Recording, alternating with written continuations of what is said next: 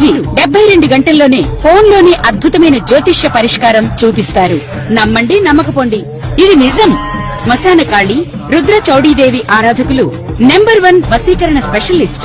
గురూజీ మనిషి పుట్టుక నుండి చనిపోయే వరకు వచ్చే అన్ని క్లిష్టమైన సమస్యలకు పరిష్కారం ఇక్కడ లభిస్తుంది. విద్య, ఉద్యోగం, వ్యవహారం, స్త్రీ ప్రేమ, పెళ్లి, సంతానం, స్త్రీ పురుష వశీకరణం, భూవశం, భార్యాభర్తల కలహాలు, కోర్టు సమస్యలు, విడాకుల సమస్యలు, చేతబడి, అప్పుల బాధ, ఇంకా మీకు ఎలాంటి సమస్యలు ఉన్నా 72 గంటల్లోనే శాశ్వత శ్రీమాత్రే నమః. శ్రీ గురుభ్యో నమః.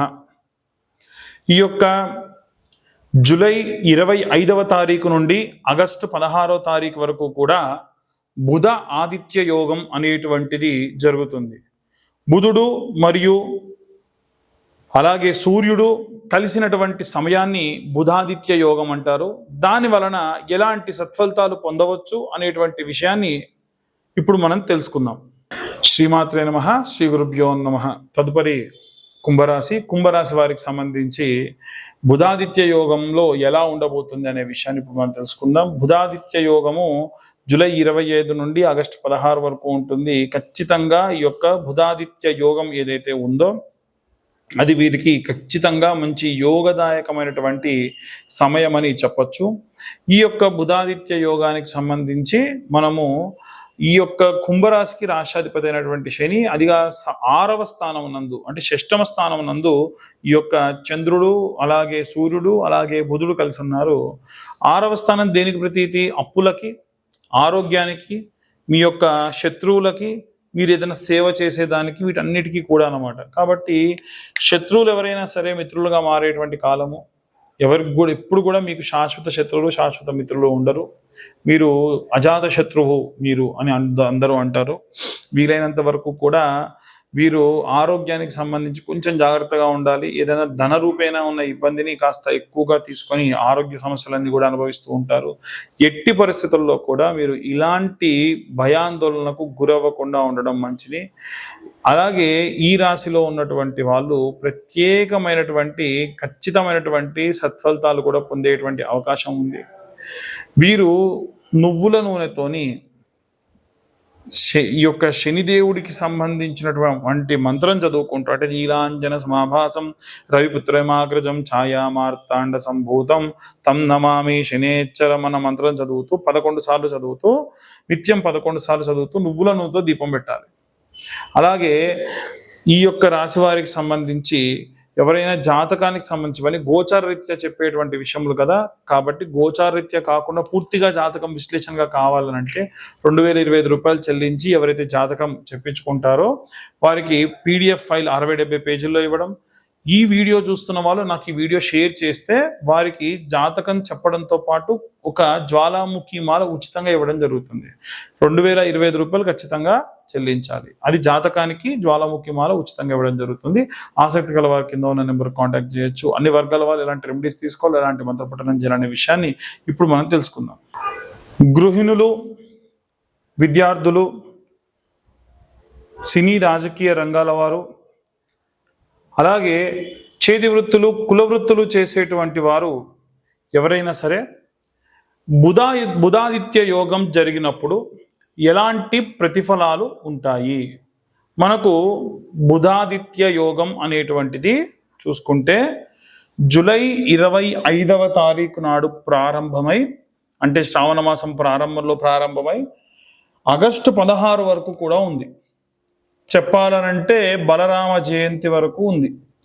ఈ యొక్క బుధాదిత్య యోగంలో మనకు ఈ యొక్క ద్వాదశ రాశులలో కూడా కర్కాటక రాశిలో సూర్యుడు, బుధుడు అలాగే చంద్రుడు కూడా ఉన్నారు. సరే, చంద్రుడు అంటే ఫాస్టెస్ట్ మూవింగ్ ప్లానెట్ కాబట్టి మనం ఆయన్ని పరిగణలోకి తీసుకోము.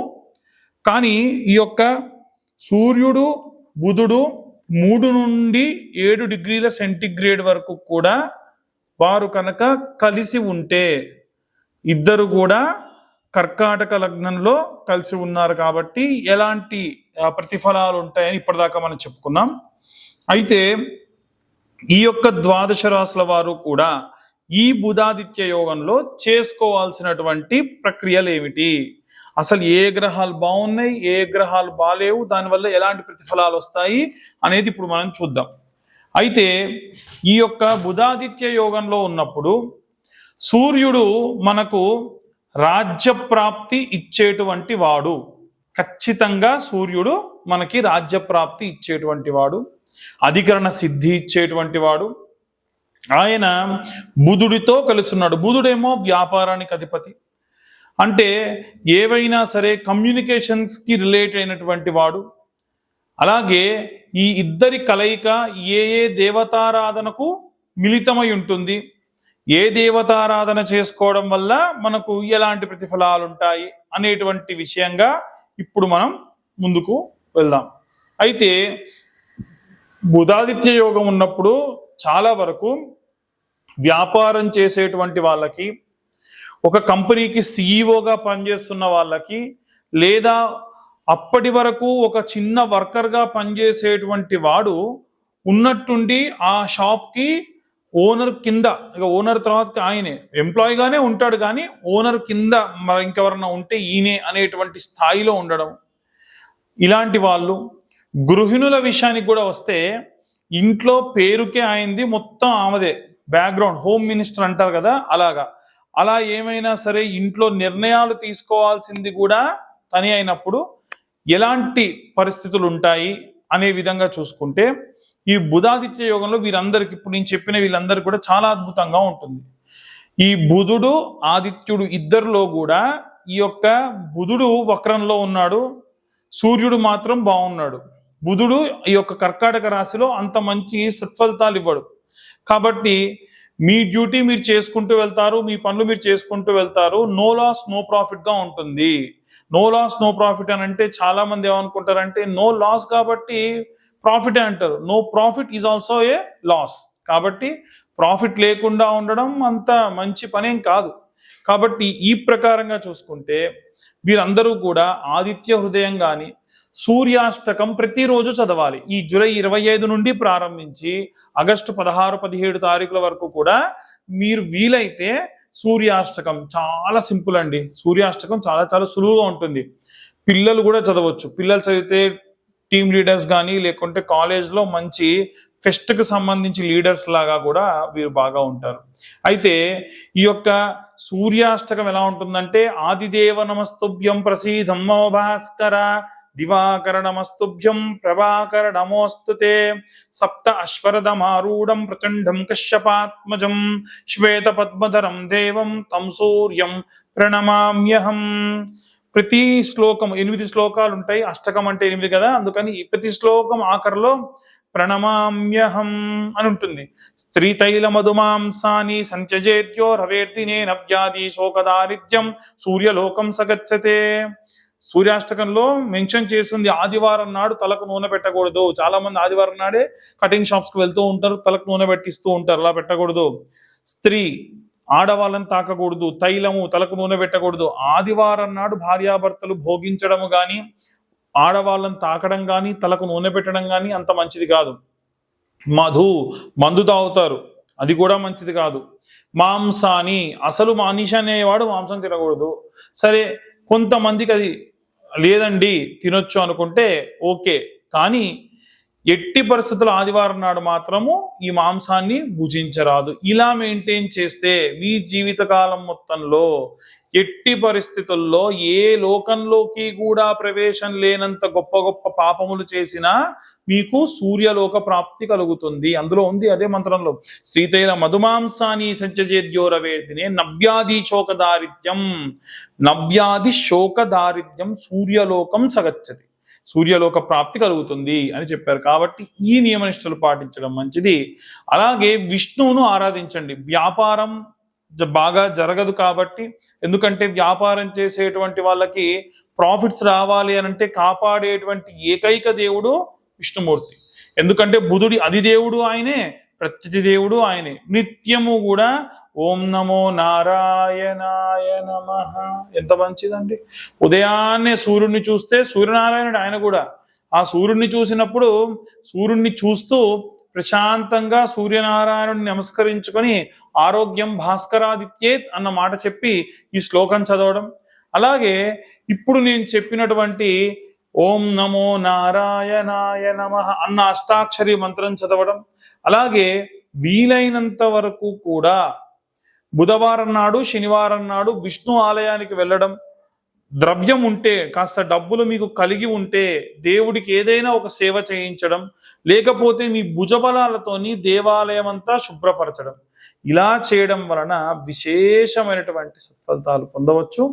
కాబట్టి ఈ ప్రకారంగా మీరు చేయండి, అంతా ప్రశాంతంగా ఉంటుంది. ఇప్పటి వరకు మేము జాతక సంబంధితమైనటువంటి గ్రహ సంచారాన్ని బట్టి చెప్పినటువంటి విషయములు ఏవైతే ఉన్నాయో పూర్తిగా అవి గోచార రీత్యా చెప్పేటువంటి విషయములు మాత్రమే. ఎట్టి పరిస్థితుల్లో మీ యొక్క పేరు, డేట్ ఆఫ్ బర్త్, టైంని బట్టి మీకున్న గ్రహస్థితిని బట్టి ఎలా ఉంటుంది అనేటువంటిది మేము చెప్పగలం. దీంట్లో భాగంగా మీకు దశ, అంతర్దశ, విదశ, సూక్ష్మదశ, నవాంశ, అష్టక వర్గ ఇలా ఉంటాయి. ఉదాహరణకు చెప్తానండి, ట్రైన్ ప్రయాణం చేస్తున్నాం, రైల్వే స్టేషన్ ఎంత నీట్గా ఉందో ట్రైన్ అంత నీట్గా ఉండాల్సిన అవసరం లేదు, అవునా? ట్రైన్ ఎంత నీట్గా ఉంటుందో ట్రైన్ లోపలికి వెళ్ళిన తర్వాతకి మీరు తీసుకున్నటువంటి జనరల్ కంపార్ట్మెంట్ అలా ఉంటుందో లేదో తెలియదు. ఒకవేళ మీరు బర్త్ కన్ఫర్మ్ అయితే ఎలా ఉంటుందో తెలియదు. 1 టైర్ ఏసీ ఒకలా ఉంటుంది, 2 టైర్ ఏసీ ఒకలా ఉంటుంది, 3 టైర్ ఏసీ ఒకలా ఉంటుంది. అలాగే మన జాతక రీత్యా దశలో ఉన్నప్పుడు ఒకలాగా, అంతర్దశలోకి వెళ్ళినప్పుడు ఇంకొంచెం లాగా, అంటే ఒకటే రైల్వే స్టేషన్, ఒకటే ట్రైన్, ఆ ట్రైన్ ప్రయాణం చేస్తున్నప్పుడు మంచి మంచి చూడడం, కొంతమంది మంచి చూస్తారు, కొంతమంది చూడలేరు. ఇలా మీ జాతక రీత్యా మీ పేరు, date of birth, time, place ఉంటే చాలా డీటెయిల్డ్గా మనం జాతకం గురించి మాట్లాడుకోవచ్చు. గతంలో ఏం జరిగింది, ముందేం జరగబోతుంది, ప్రస్తుతం ఏం జరుగుతుంది అని చెప్పొచ్చు. ఈ జాతక విశ్లేషణకు గాను 2025 రూపాయలు ఛార్జ్ చేయడం జరుగుతుంది. చాలా మంది ఎన్నో కష్టాలు పడుతూ చాలా ఇబ్బంది పడుతూ ఉన్నారు. ఛానల్ వాళ్ళు ప్రత్యేకంగా అడిగింది ఏమిటంటే, కాస్త వీళ్ళ గురించి ఏదన్నా చెయ్యండి అని అంటే, ఎవరైతే జాతకం చెప్పించుకుంటారో వారికి జ్వాలాముఖి మాలలు ఉచితంగా ఇస్తాం. ఈ జ్వాలాముఖి మాలలే వాస్తవంగా 2000 అవుతాయి. కానీ నేను నా ఇంట్రెస్ట్ కొద్దీ తెప్పించి మన ఛానల్ సబ్స్క్రైబర్స్కి కోసం మాత్రమే ఇస్తున్నాము. అలాగే ఈ వీడియో మీ దాకా రావడానికి మేము చాలా కృషి చేసి, చాలా వెరిఫికేషన్స్ చేసుకొని, చాలా రకాలైనటువంటి మార్పులు చేర్పులు డిస్కషన్స్ చేసి ఇక్కడ దాకా వస్తాం. ఈ వీడియో కనుక ఇన్ఫర్మేటివ్గా అనిపిస్తే ఇంకో నలుగురికి షేర్ చేయండి, లైక్ చేయండి, సబ్స్క్రైబ్ చేయండి. వీలైనంత వరకు కూడా మీరు ఈ పని చేయడం వల్ల మా ఛానల్ అభివృద్ధికి తోడ్పడ్డ వాళ్ళు అవుతారు. సర్వే జనా సుఖినో భవంతు. స్వస్తి.